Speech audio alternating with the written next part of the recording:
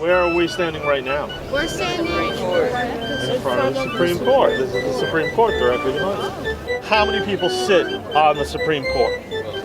9 is correct. Oh, I was 16. There's also a copy of the Gutenberg Bible. Do you guys know what that is? No.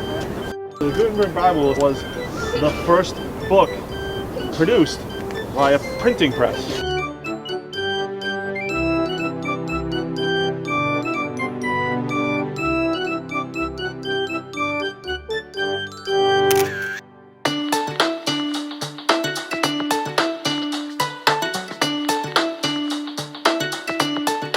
And we saw Declaration of Independence, the Bill of Rights, and Constitution. And if you go through history, those are kind of the 3 main documents that our country is built on. So I think it's kind of a big deal that we were able to see them. The Vietnam Memorial was put out to a contest essentially, and a student from Yale won the contest, and her name was Maya Lin. So she didn't want to focus so much on the actual war. What she wanted to focus on were the people's lives lost. So in this one, it's just the names of the people who died. I'm going to tell you guys a little bit about the memorial. The memorial itself is held up by 36 pillars, 36 states. When Abraham Lincoln was president, there were 36 states in the Union. All up there. Now, if you look on the first, it's called a frieze. Those are called friezes. On the first one, the one that says Delaware, Pennsylvania, those are the 36 states. Halfway up the steps on the Lincoln Memorial, there's a plaque on the ground, and it says, Martin Luther King Jr., I have a dream. That's the exact spot that he stood and gave that speech. My favorite monument would probably be Martin Luther King Monument.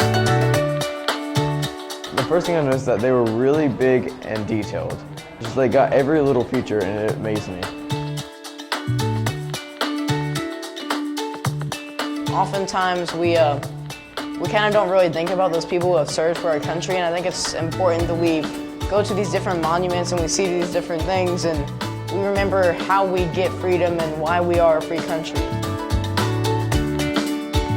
Guard switching, that was a really cool thing to see. I never thought I'd ever see anything like it. Abraham Lincoln decided that they needed grounds for a national cemetery, Robert E. Lee's house. So they took the land, they found the land, and then up next to Robert E. Lee's house is some of the oldest graves in this cemetery. You know, there's a lot of stuff we did in just 4 days. The Korean Memorial, National Gallery of Art, the Holocaust Memorial, Intense Museum. We're about to see the Ford Theater.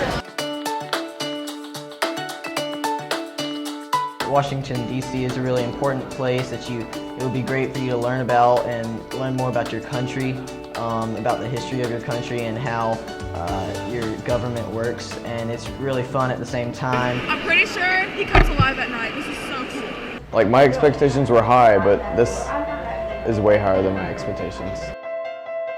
You hear a lot of kind of boring stuff in history throughout the school, but actually seeing it in person, you can be a part of it.